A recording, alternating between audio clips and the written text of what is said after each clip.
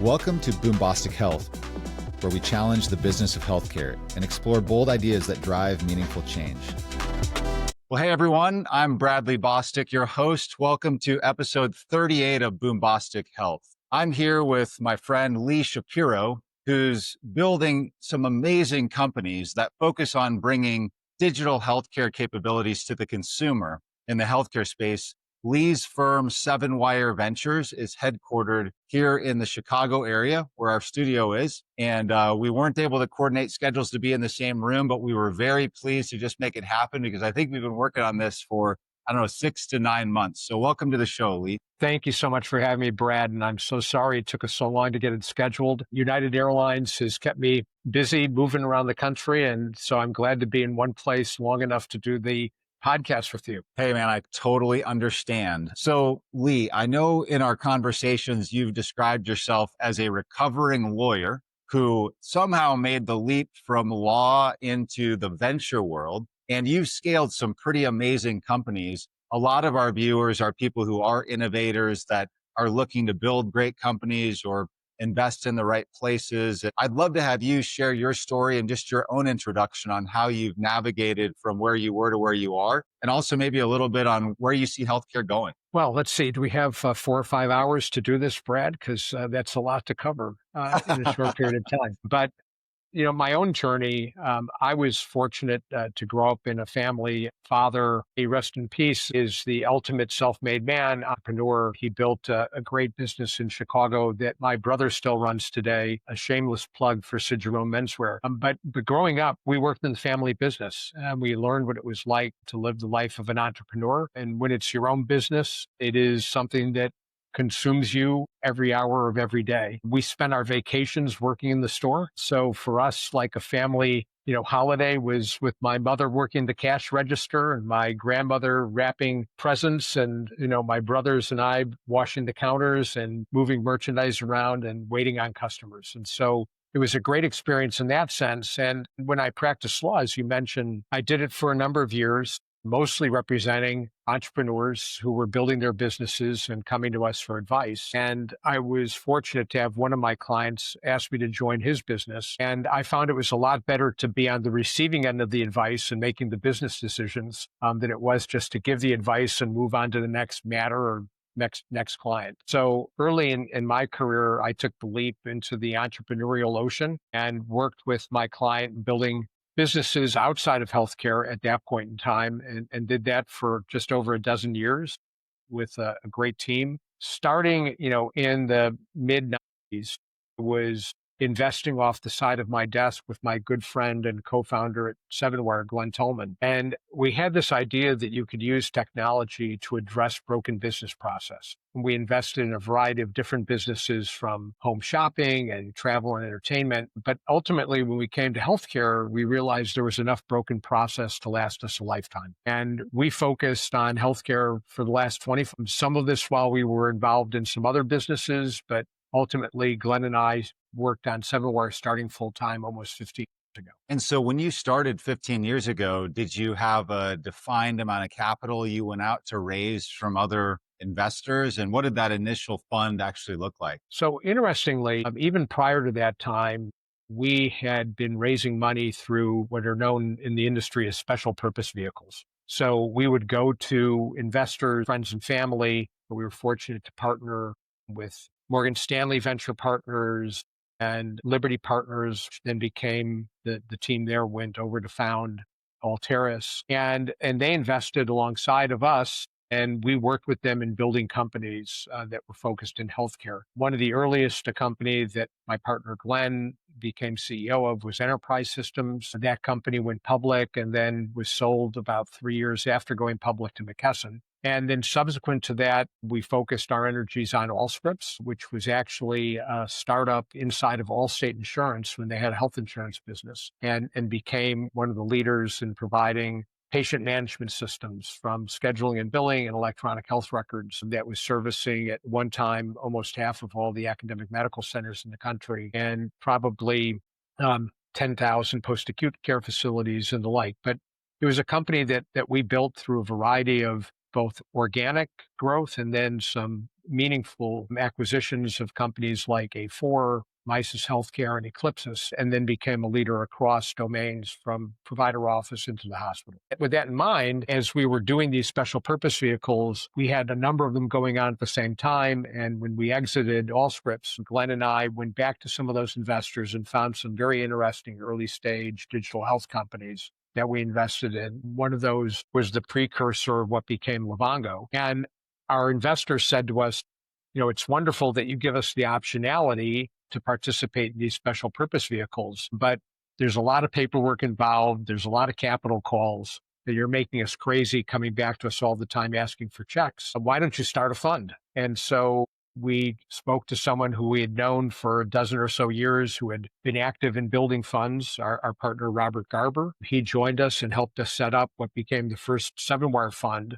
in 2016, and we rolled some of those special purpose vehicles into that entity. Okay, so you hit the ground running with an existing portfolio and some interested limited partners that were ready to really double down with you guys into the fund. Exactly. And that experience with them, they knew us, they had seen some of our work, they had invested alongside of us for a dozen years or so before that. It made them very comfortable coming in. We weren't first-time fund managers. They knew us from the work that we had done building companies with them previously. And since then, how much capital have you deployed, or how many companies? How do you think about the scale of what you've built starting from that 15 years ago? Oh my gosh, we're so fortunate. We've looked back and thought about some of the great companies that we've been fortunate to work with, people who have worked with us over the years. I think now over 40 CEOs of other companies that they've built themselves and taken forward. And for us, it's really a privilege to work in a space where you can do well by doing good, where you can have an impact on people's lives. We've tried to focus our investments on opportunities where we can actually help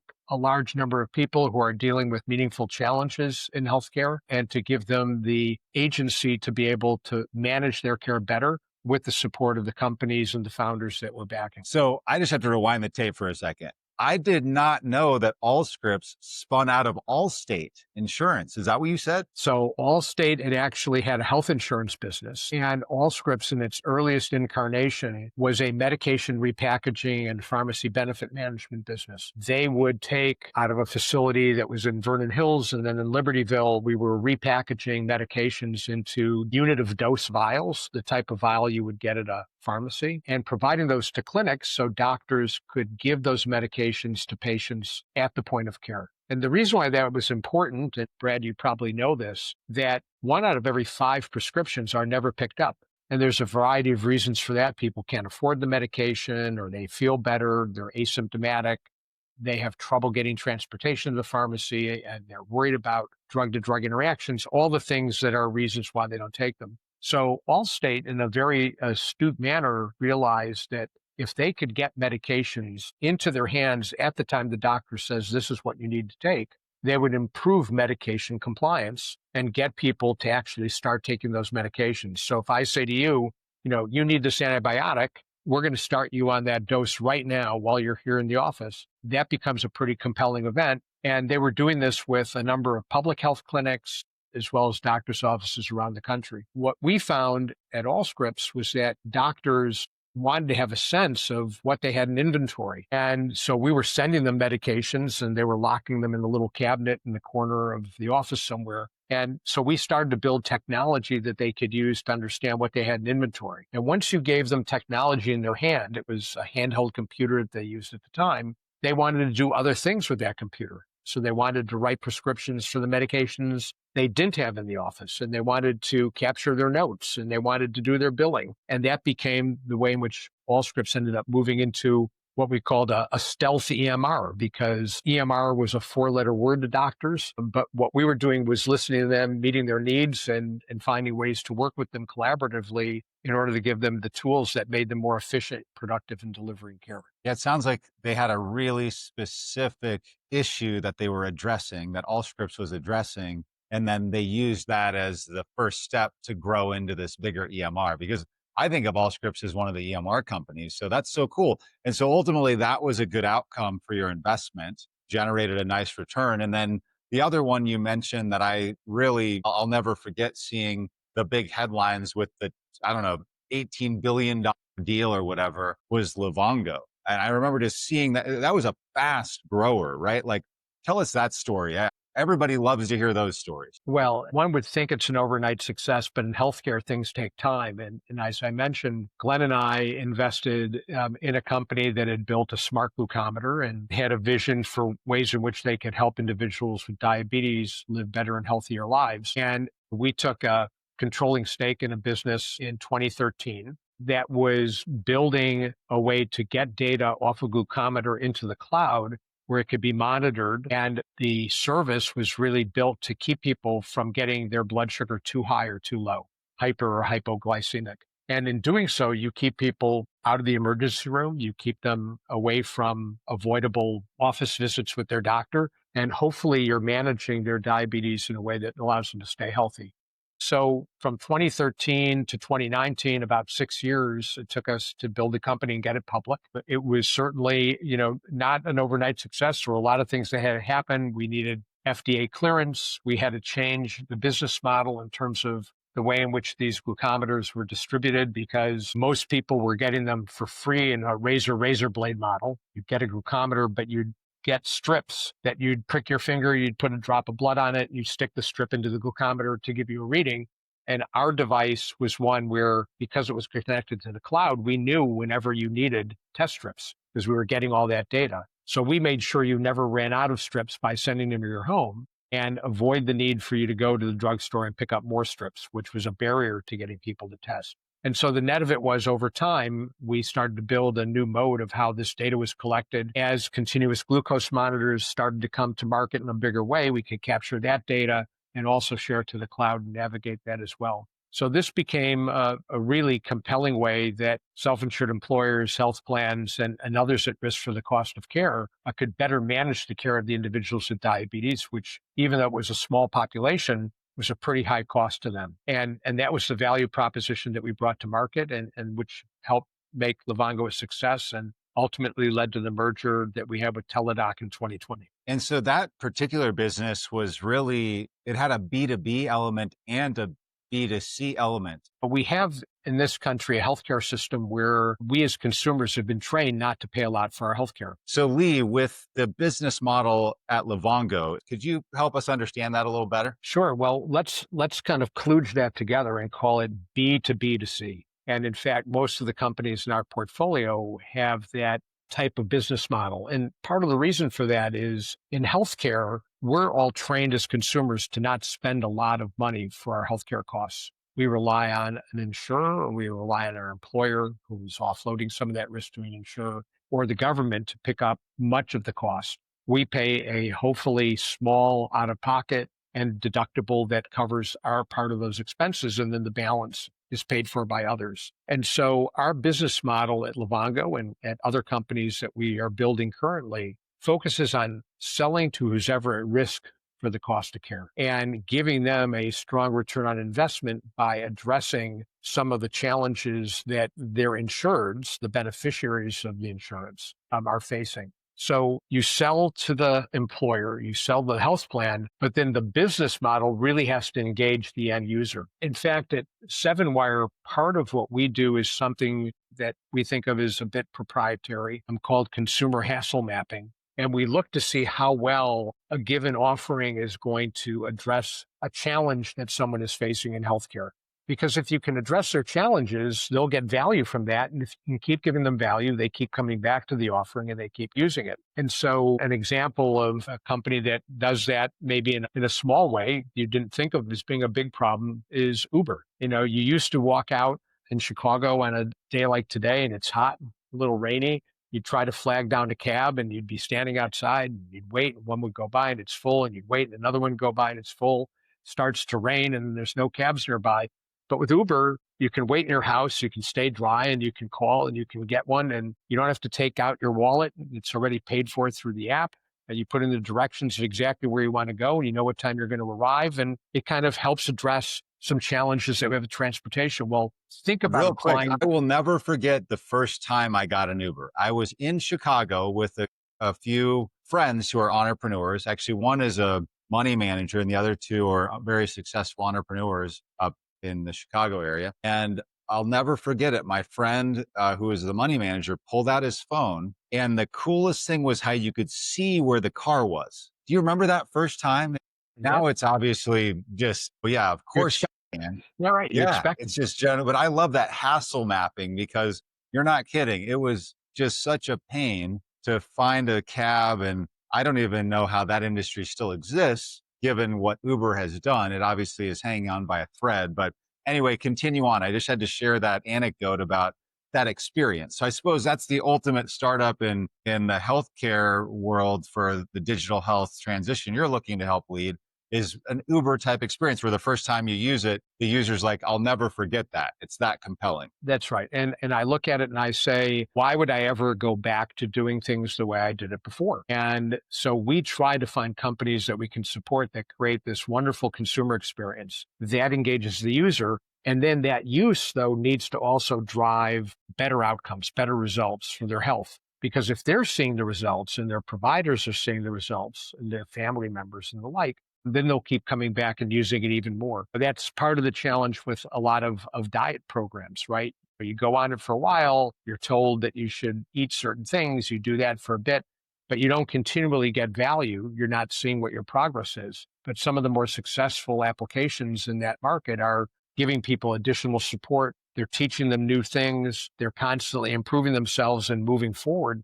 And that makes a difference for their health and improves their health outcomes. Yeah, that's a great mission. It makes a ton of sense, especially as we navigate from the traditional fee for service environment into more of a value based care environment where the incentive is even aligned for the physician to deliver better outcomes and help that patient be more empowered. I'm seeing a lot of challenge, and we have a business in our portfolio that's very specifically in the risk-based, value-based care world. And the kind of the biggest challenge is how do you give the type of patient empowering capabilities, to the patients such that they do achieve a better outcome because the physician is only seeing the patient every so often. So how much can they affect the outcome? I'm curious to know, is that at all, part of your hassle mapping now and looking at that B2B to C model of how do we help empower people to get better outcomes in a risk-based, value-based world? Absolutely. Honestly, from a risk-based perspective, partnering with providers to extend their reach and allow them to be in a position where they can serve that consumer better, their patient, but we think of them more as consumers because consumers have choice, they have agency, where patients are viewed as being maybe a bit more submissive and having things done to them. But from that standpoint of empowering the consumer to have a better control over their health is something that works very well in a value-based or risk-based environment because you're now getting the person who needs to change that behavior, taking the steps in partnership with the provider in terms of, I'll say, reinforcing doctor's orders, so to speak, to allow that person to make the progress that's intended. We're also finding that in those types of models, one of the companies in the portfolio called Home Thrive is engaging family caregivers to be part of that journey. You can imagine that if you have a loved one who's older or a loved one who has a condition where they have significant needs, whether it's a senior with Alzheimer's or dementia, or a child who has autism or has developmental disabilities. As a parent, getting support as that family caregiver and others in the family who are taking care of that individual can now get guidance that they need from social workers, from gerontologists or specialists to be able to help navigate some of the needs that exist for that individual. And that allows for better outcomes in a risk-based environment or just in a straight insurance. That makes a ton of sense. I think about the people I know who have aging parents, and there's so much burden on the individual who's still living a full life. They've got jobs, kids, whatever else of their own. And then on The top of sandwich that, generation. they have a parent that seems like it's exploding. So thanks for sharing that. I actually wasn't familiar with that. You said Home Thrive. Okay. All right. So there are also the big headline getting deals that are more recent. There was one of your companies that was involved with a take private, I think, if I'm not mistaken. Could you share some of that? And maybe our viewers might not know what a take private is necessarily, but would love to hear how that all came together and what you can share with us just to better learn how that type Sure. of a Well, strategy yeah. might be employed for others. No, happy to share. Earlier this year, just around the time of the JP Morgan Healthcare Conference, a company, Transcarent, where Glenn is the CEO and still very active with the fund, but they announced that they were entering into an agreement to take Accolade private. And that deal closed in early April of this year.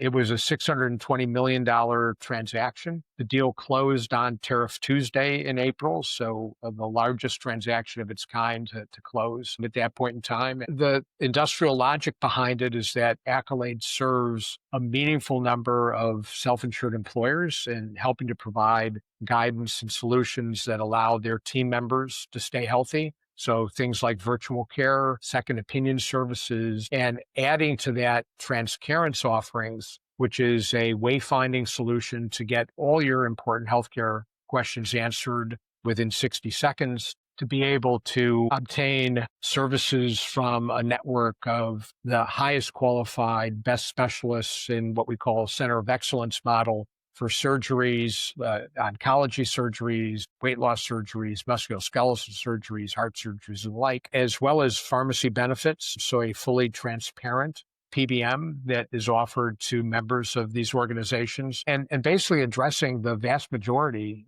90% of all the healthcare needs that individuals have in those organizations. So Transcarent is working with leading employers in Allstate, Albertsons, Apple Computer, and many others that are working with them in helping to bend the trend, because healthcare costs have been going up way too much every year for self-insured employers, and there's a limit in terms of how much their employees can bear. You need to find ways to help give them more for the dollars that are being spent, and that's where Transcarent partners with self-insured employers to do so. So it sounds like it's been a fantastic combination. It's now they've been operating together for quite a while, right? So what's happened since they came together? Are the businesses still operating as independent companies and collaborating more as a partner, or have you actually brought the companies together in more of an integrated way? Well, the companies are better together for sure, and offering in a joint manner into the market, and now kind of closing new transactions on the combined platform.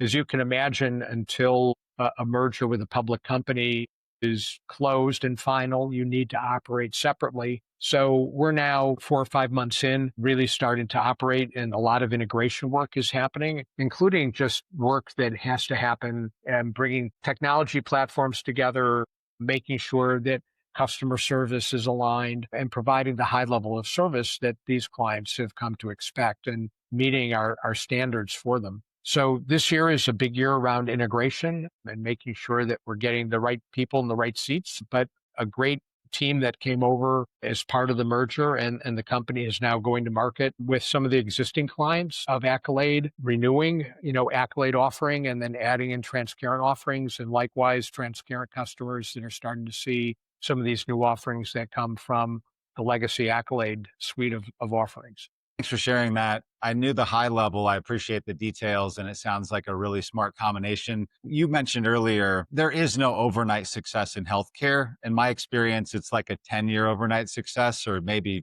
more. And sometimes it goes a bit faster, but rarely in less than 5 years does a new healthcare innovation really get traction. And I think that also, that reality, those laws of physics argue for smart combinations with other companies. Because otherwise, starting from day one and getting all the way to where you can get to parity with another company, it could take way too long. So it sounds like that was the strategy here. Are there other examples? Is that a common strategy that you see being employed or increasingly employing, identifying potential acquisitions and combinations to accelerate? Well, this approach, certainly we've seen and we will see more combinations occurring in the space. Had some of our portfolio companies have merged with other companies to build bigger companies in the musculoskeletal space for value-based care. Taylor Care and our portfolio company Recovery One came together. In the social determinant space, Ground Game Health and a portfolio company of ours called Same Sky Health came together and now have a broader set of offerings and broader client base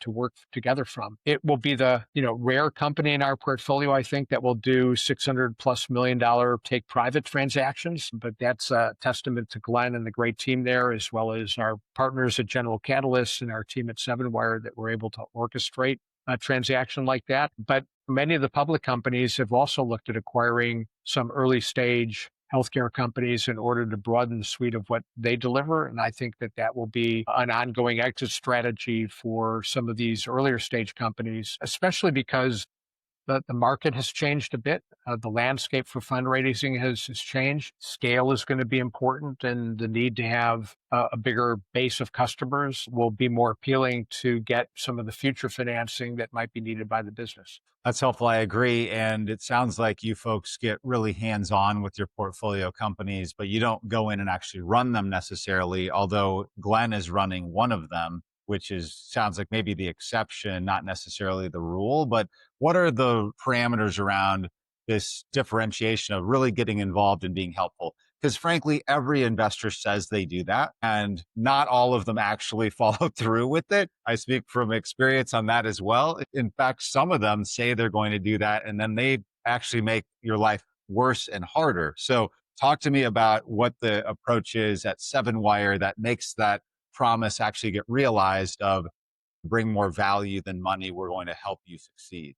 It's a lot more than lip service. We walk the walk and talk, the talk that we talk. We have been operators. I was president at Allscripts for 11 years. Glenn was CEO for close to 14. There we have Livongo, where he was chairman and then CEO and then back to chairman. And I'd stepped in as CFO and helped take the company public. And then kind of as the merger with Teladoc occurred, I stepped back into the shadows where I belong and continue to work with portfolio companies. But we have a concentrated approach at Seven Wire. So out of our funds that are 150, 200 million, we'll have somewhere in the neighborhood of 10 to 15 companies. So we can really spend a lot more time with the companies. We joke and say that we look for founders who will tolerate us, because if all they want is a check and someone to show up at quarterly board meetings, we're not the right partner. We have regular calls with all our CEOs, certainly if not every week, every other week at a minimum, hold office hours working with not only the CEOs, but their head of sales. We'll do pipeline reviews. We'll look to see where we can make introductions and help with business development. We're helping them with fundraising. We're helping them with recruiting. So we become a pretty integral part of the teams that we serve. And I think that most of our companies would say that we're probably the most active board members that they work with, where we have a meaningful stake in the ownership of the company. I think that makes a lot of sense. And clearly, having been operators like you have at a level where you saw all of healthcare, when you're in a big EMR company like you became at Allscripts, that's a pretty interesting vantage point to start learning all these different hops along the journey of what it takes to deliver on the future of healthcare. And it sounds like you guys are just getting started in many respects. I personally really buy into a thing that I think Bezos made popular, which is this idea of having a day one mentality. And healthcare is one that can wear you down. But I think the people who really win are the ones who show up every day with that day one mentality and are ready to get after it. And it feels like that's how you are and how Seven Wire is. Yeah, very much so. And Brad, I give you a lot of credit for having that mentality, because we wake up every day and feel like we're in a race, and we have a lot of energy that we want to devote towards helping to build these companies.